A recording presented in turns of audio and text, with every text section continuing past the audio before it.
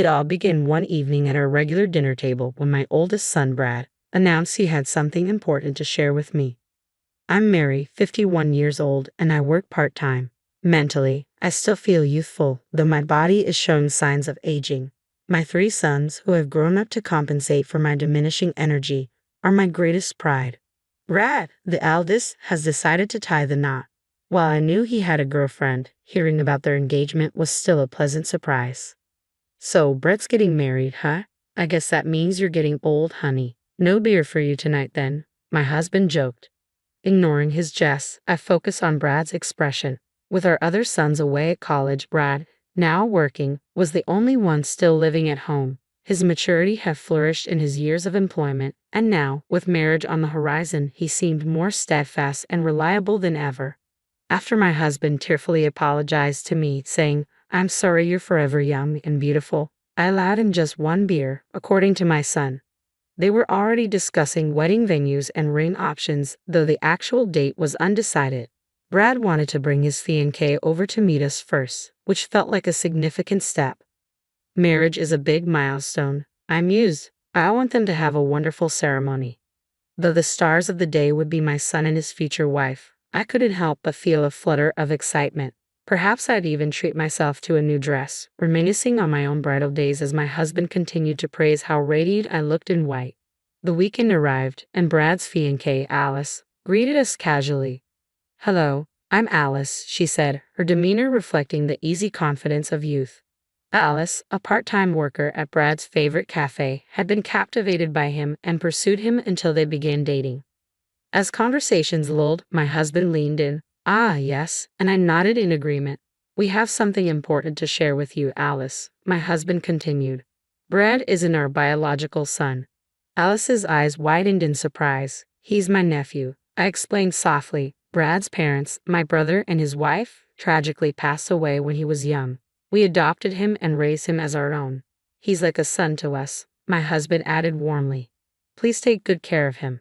As Alice processed this revelation, a brief silence hung in the air before my husband swiftly changed the subject to lighter matters. "Well, let's leave the heavy stuff there. What kind of ceremony are you envisioning?" Alice smiled gratefully at the change in tone. "I'd love to wear a traditional white wedding dress, if possible." Glancing at Brad, who beamed in agreement, I couldn't help but share in their excitement. "That sounds wonderful. It's a once-in-a-lifetime event, so it should be perfect for the bride." At that point, Alice made a peculiar expression. For a moment, I thought she was glaring at me, but perhaps it was my imagination. Before I could dwell on it, her face returned to its usual expression. "And what about you, Brad? What kind of wedding do you want?" my husband asked, trying to involve our son in the wedding discussion. "Well, we don't really need your opinion," Alice immediately interjected. "What?" The 3 of us were taken aback, exchanging surprised looks. Alice seemed puzzled by our reactions, as if she couldn't understand what was wrong with her statement. "But didn't you say yourself, Auntie, that it needs to be perfect for the bride? The groom is just a bonus." "I'll have it my way," Alice asserted confidently, her smile radiant. Brad was left speechless, and I was momentarily stunned by her addressing me as Auntie. But shouldn't Brad's wishes also be considered? "Don't worry, leave everything to me, and it'll be the best wedding ever. Just make sure you work hard and contribute the funds, Brad," Alice continued with unstoppable energy and audacity, leaving us all speechless. What a remarkable girl, I thought, nodding in agreement. A few days later, both families met at a nice restaurant. This time my husband's mother was there too. She hadn't been able to join us last time because she was at an adult daycare center. Despite using a cane, she was quite energetic. "Sorry for the delay. Traffic was a nightmare," she apologized as she arrived. Alice spoke in a casual manner, even with my husband's mother, whom she had only met once before. In the background, I noticed Alice's parents shyly waving before taking their seats. The atmosphere was somewhat awkward, with little conversation as we quietly ate our meals. Just as I was about to initiate some small talk, Alice suddenly spoke up. "Granny, do you have trouble walking?" "That's right, dear. Old age has taken a toll on my legs," my mother-in-law replied. "Well, I absolutely refuse to care for you," Alice declared out of the blue, causing a moment of stunned silence. Someone went, "How?" It was probably my mother-in-law, but it might have been me, I said, wanting to clarify. I have no intention of caring for any of you. Auntie, you're not my mother, so you're a stranger. And while Uncle might be related, he's not my father. I won't look after any of you, Alice asserted boldly. Hey Alice, Brad attempted to intervene, but she wouldn't relent. And I definitely won't be calling you Dad or Mom, so remember that, Alice added firmly. Glancing at Alice's parents, I was surprised to see them nodding in agreement. Well, it's true that Brad isn't our biological son, but we've raised him as one. My husband tried to interject. Hush, Uncle, Alice cut him off sharply. Okay, I'm sorry, my husband fell silent after the rebuke. At that moment, the gentle sound of a fork being placed down resonated. Is that so? Came a calm but firm statement. I glanced at my mother-in-law. She appeared composed, yet her underlying fury was palpable. They may not be their biological parents, but they've raised them with more love than many real parents would. That's not something outsiders should meddle with, my mother-in-law spoke with authority. I don't care what you say, I'm not doing any caregiving, Alice retorted defiantly. Her words infuriated me, but I held my tongue as my mother-in-law continued to speak. I'm not expecting anyone to take care of me. I know I'm old, but I don't want to burden my daughter-in-law, so I mostly use the facilities every day. Oh, really? Responded my mother-in-law. I've already transferred my assets to the couple as gifts while I'm still alive. They can use that money for the facilities or whatever they want, so you won't have to lift a finger. Well, isn't that nice? My mother-in-law replied with irritation evident in her tone. Even when her son tried to placate her, it seemed to have little effect. This discussion ends here. It's time to go home, my mother-in-law stated firmly, bringing the conversation to an abrupt close. With that single statement from my mother-in-law, the meeting came to an end. Women have become stronger these days. Perhaps that's the way of the world now. The rest of us, born in the 60s, returned home with mixed feelings. A few days later, my husband and Brad were at work, my mother-in-law was at the adult home, and I was alone at home on my day off from my part-time job when the phone rang. Oh, hey there, Auntie, Alice's voice surprised me when I picked up the phone. Auntie, can you not come to the wedding? Alice's request caught me off guard. What? I exclaimed in surprise at her unexpected request. You're not Brad's biological parent. Technically, you're his aunt. Since there's no blood relation, you're essentially a stranger. Strangers shouldn't come to weddings. But what about Brad? He wants us, his parents, to be at the ceremony, I pleaded. He doesn't matter. I'm planning the wedding my way. At the ceremony, I'll prepare a letter to his deceased parents that will surely move everyone, Alice insisted. That's not how it works. Brad's biological parents were important to him, but he considers us his real parents. That thought brought tears to her eyes before. I explained desperately. If you really want to attend, you'll have to be very generous with your gift. You received an inheritance from your mom, right? So, $10,000 is the bare minimum, if that's the case. I might let you sit in the far corner of the relative seats. How could you say such a thing? If you don't like it, fine. Don't come to the wedding. Oh, but you still have to give a gift. Wire transfer or registered mail is fine. Bye, Alice declared curtly before hanging up. The phone call felt like a whirlwind, leaving me unsettled. That night, Brad was working late due to overtime, and my husband was out for drinks. It was just my mother-in-law and me at home, contemplating the situation in silence. Looks like Alice doesn't like me, I remarked with concern. That's a problem, sighed my mother-in-law. Let's make her like us then, I suggested plainly. Simple and clear. If she dislikes us, we'll make ourselves likable, my mother-in-law agreed. And so, we stayed up late into the night, plotting various strategies. The sight of us grinning with satisfaction and saying, "Perfect, let's do this," left my husband dumbfounded when he returned home, but that's another story. The next day at lunch, when I called Alice and told her we had something for her, she came over promptly. Here to collect some cash, I joked as she arrived. Shaking my head at her assumption, I pulled out something. "What's this?" Alice asked, puzzled. "It's a cupcake I made," my mother-in-law chimed in with a smile. "I heard you don't have grandparents. Try some of this. It's a super traditional one." "I don't want it," Alice protested. "Don't be shy. Here you go," my mother-in-law insisted, pushing the treat towards her. Alice resisted, but my mother-in-law's assertiveness prevailed as she managed to get the cupcake into Alice's mouth. Well, that's gross. Why is this so salty? Alice exclaimed, quickly washing it down with the iced tea we had served. Salty? That's odd. It shouldn't be, I remarked, taking a bite myself and grimacing. We had entrusted everything to my mother-in-law, including the preparation and cleanup. But who could have predicted such a basic mistake? The cupcake plan had failed, but we remained undeterred. That's all right, let's move on to the next one, I said with determination. I have a gift for you. Wedding money? A gift card? Nope. Alice eyed the slightly larger paper bag I handed her, disappointment creasing her forehead as she inspected it. What's this? It's a dress. I hope you like it.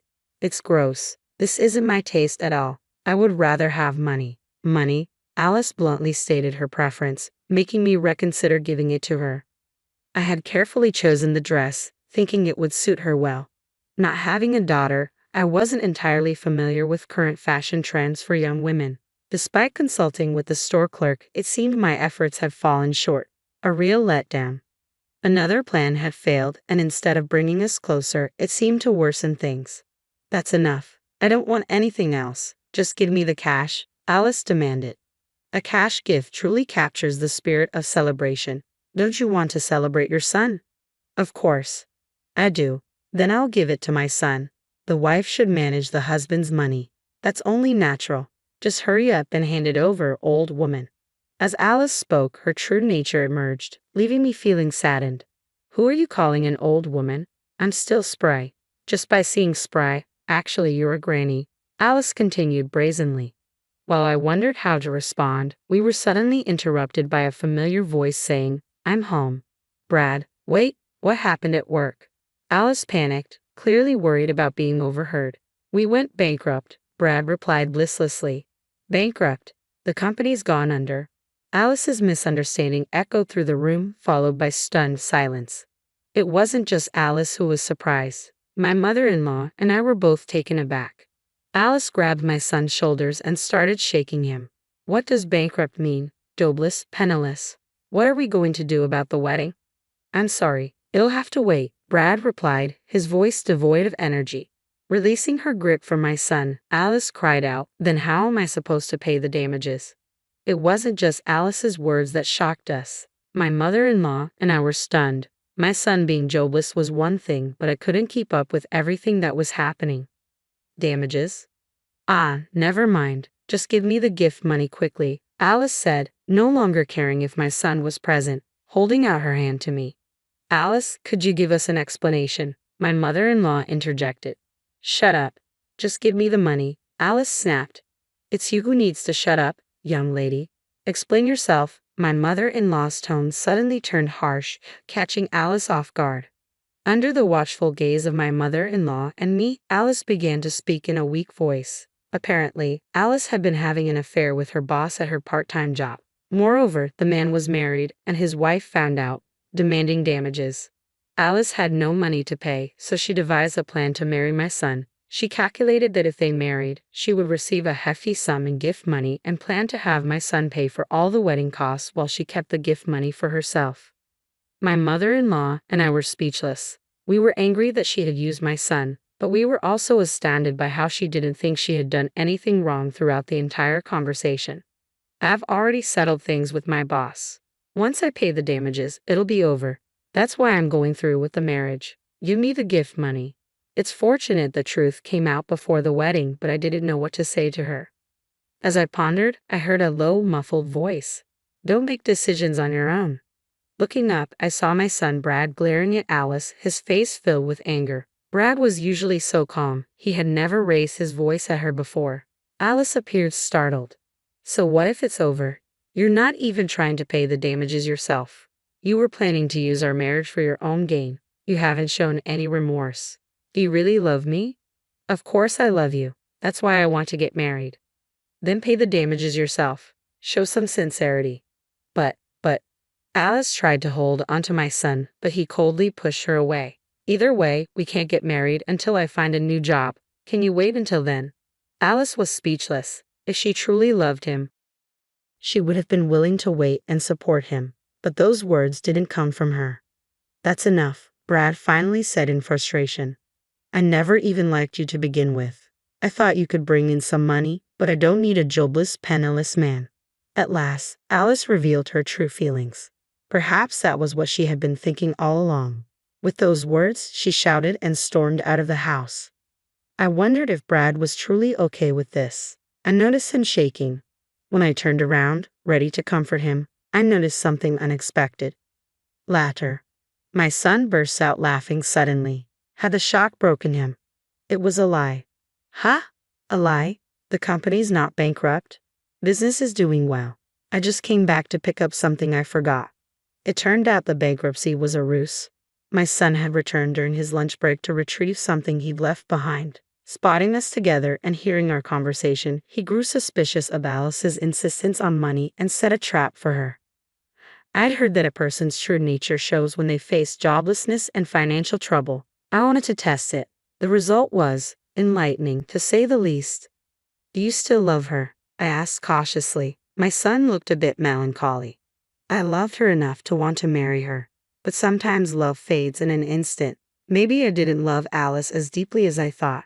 Perhaps calling off the engagement was for the best. I exchanged a knowing glance with my mother-in-law, and we both found ourselves laughing at the situation. As for what happened next, we later learned that the cafe where Alice worked part-time had closed down. Apparently, the manager, who was Alice's affair partner, had to sell the cafe due to a messy divorce and hefty alimony payments. This information came from another regular customer at the cafe. According to Brad, Alice had no means to pay the alimony herself and had to rely on her parents. They were furious with her and ultimately kicked her out of the house. She ended up living in a rundown apartment and took up a night job. Years later, when my two younger sons had started their careers, Brad was preparing for his marriage. His partner was a kind-hearted woman. Thank you for raising Brad into a wonderful man. I'm not much, but I'm looking forward to getting to know you both better, she told us, even knowing the truth. Moved to tears by her gratitude, both my husband and I were deeply touched. Seeing us emotional, Brad smiled broadly. Congratulations, Brad. I'm sure your parents in heaven are also happy, I said to him. Yes, but I'm happiest when my parents here with me are happy, Brad replied softly. His words brought tears to my eyes once more. Oh dear, here come the tears again. You're crying too much. You've aged and gotten so tearful, my husband teased. I turned to him and declared, well, no beer for you tonight then.